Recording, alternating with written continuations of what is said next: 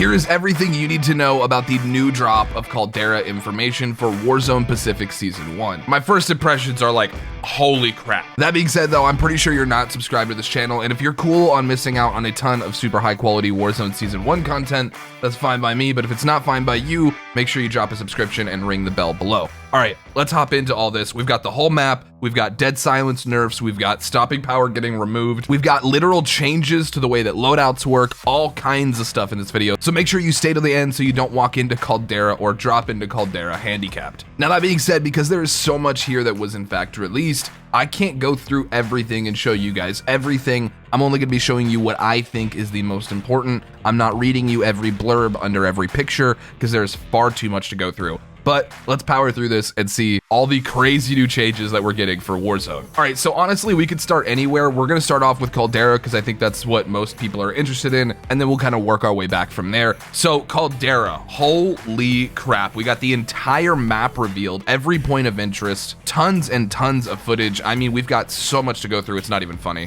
All right, so let's take a tour of Caldera. First off, we've got the Naval Arsenal, which looks really cool. There is a ton of areas where you can use corners to finesse people. Next up, we have the industrial docks, and you can see we've got a little bit of a shipment kind of vibe down here. I'd recognize these 3 barrels anywhere. So for those wondering like where shipment was gonna be inside of the game, it's gonna be here at the industrial docks, which is at the very top of the map up here by B. Next up, we've got the runway, which I assume is gonna be where you take off with your planes, considering we see a plane there. Next up, we've got the ruins, which is like a kind of ancient, looks like an ancient Mayan, ancient civilization kind of. Oh wait, it says 12th, before the 12th century. Okay, sounds old. Next up, we've got the Phosphate Mines, which looks like a deserty version of Salt Mine, which I'm totally okay with. Looks a little more open. Hopefully we can kind of play to snipers in some areas and play to SMGs and ARs in another area. Mixing those gets really, really tough. You know, when you're trying to chow a sniper with an AR and you're on controller, it just winds up, it's really difficult. Next up, we're talking about Peak, which is actually the volcano. So Peak is the name for the very tippity top of the mountain. Of course, you're only halfway up. Like literally the first sentence they say is, "This is the high ground." I don't know why, but I'm kind of getting downtown vibes from the inside of this place. I don't know what it is that's giving me that. Maybe it's the scaffolding on the outside. I don't know, but like the inside of this building just is giving me like Nakatomi vibes. Next up, we've got Beachhead. And this looks to be a little bit of your no man's land. I mean, if there's a sniper up here and you're running through, that's gonna be a little tough. This is gonna be a little tough, I'm not gonna lie. Next up, we've got the River Village, Clearwater Lagoon, and something else I actually wanted to note here. See the difference in the color of this water? You can walk right here, but you can't walk right here. So right here, your footsteps are not only muffled, but tracker can't see you as well. And then right here, you would obviously die. Also, what in the Sam hell is this camper tower? Huh? Next up, we have the Caldera Terminal. Jesus. The Agricultural Center, the Shark Lair and Submarine Pen? Maybe shark is like slang for a military boat and I just don't know that. Next up, we've got the Power Plant. And from this, we can actually see some of the neighborhood buildings making a return. We've also got like a new style of gas station, which looks to be really cool. A redesign for triple wide. Next up, we have the Caldera Capital City. And I'm pretty sure this is what went around as leaked gameplay, which is basically just a big strip at the edge of the map. I think that's what this is. This is less a big area and more a big long strip, if the leaks I've seen are correct. Either way though, really, really cool looking. I can't wait to hop in and see it with full textures. I also can't wait to shoot you in the head with my Kar 98. Oh, dude, yeah, but did you saw the whole map I sent you? With all the POIs and stuff? That's insane. That is insane.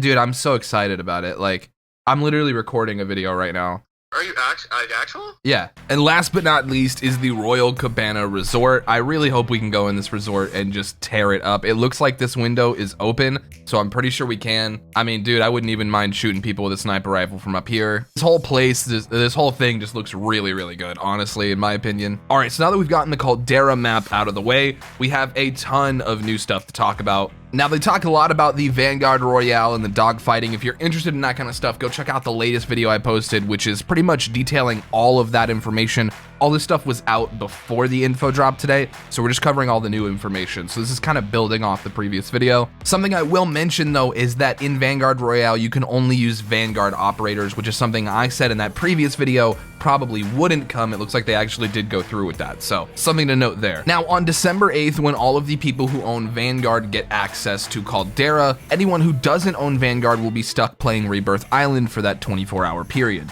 I just wanted to put that out there because December 9th is the actual launch date for most of the player base, but if you do happen to be one of the people who owns Vanguard, you get the access a day early. Now we get to this point that I can't help but read the title for. It's the finer points, innovations, and additions to the Warzone experience. They say with an entire new map to explore, playlists to claim victory on, and fresh armaments to utilize, expect additional initiatives and gameplay innovation from all studios who work on Warzone. Part of the initial wave of content planned for the period around December 8th for Vanguard players and December 9th for all players includes the following. The Gulag. All right, here's the biggest change that I think a lot of us are not going to be excited about. I know I'm not happy about it, but we'll see.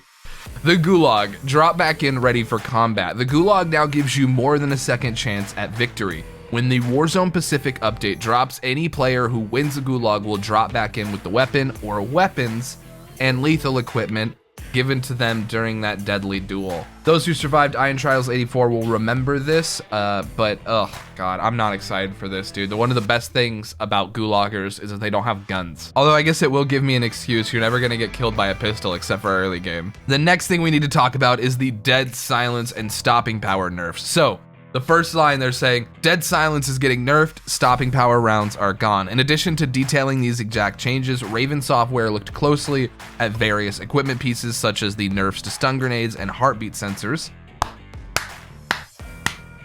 They also took another look at dual-wielded melee weapons, the Kali Stick and the Sai, to give justice to all ghosts who lived a second life too short during the haunting. That's funny.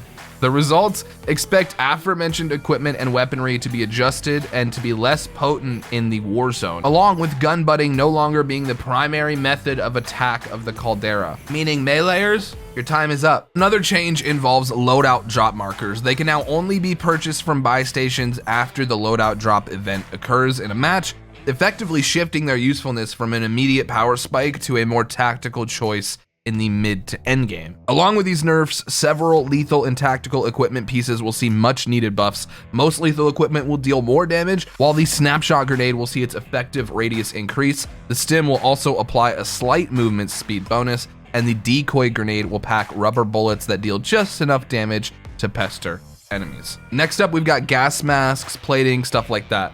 Gas masks won't interrupt as many actions as they did previously, making it easier to pull your mask on or off, as well as plating up or reloading while getting out of the Caldera circle collapse, but still always favoring the combat advantage to those safely inside the circle. So they're not trying to make it super easy for you in the gas, but they are trying to make it easier to fight back. Next up, we've got the shallow water thing here. We already talked about this, but we'll go through it a little bit more. While operators aren't getting their sea legs in Caldera, they are now able to wade through shallow water seen in areas like Lagoon. Walking within water makes it harder to see footsteps, even to those operators with tracker equipped. Crouching in knee-high water and you gain the effects of cold-blooded, but you cannot go prone. Speaking of science, fire-based equipment now causes smoke when it hits water, adding a new layer of tactics when traversing through open, shallow pools. All right.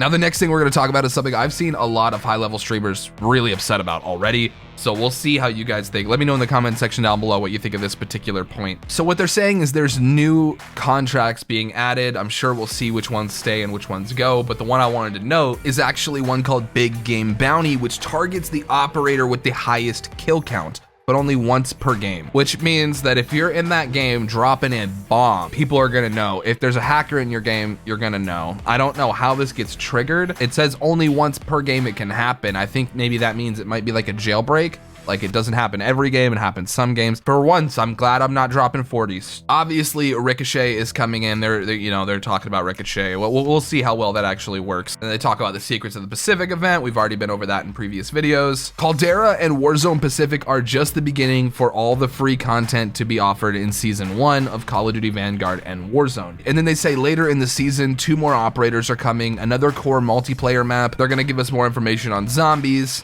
more free weapons, and some holiday celebrations. So all in all, an absolute mountain of information dropped. I mean, really just an incredible amount of stuff. We have the entirety of the new Warzone map. Believe you me, we are going to be combing through this tooth and nail. Sorry, I zoned out staring at the map. I'm just so excited. All right, thank you guys so much for clicking on this video. If you guys learned anything new, if you're excited for Warzone Season 1, make sure you drop a subscription down below and hit that notification bell. My name, as always, is Pineapple. I think it's it. Is that it? I think it's it. All right, peace. See you in Caldera.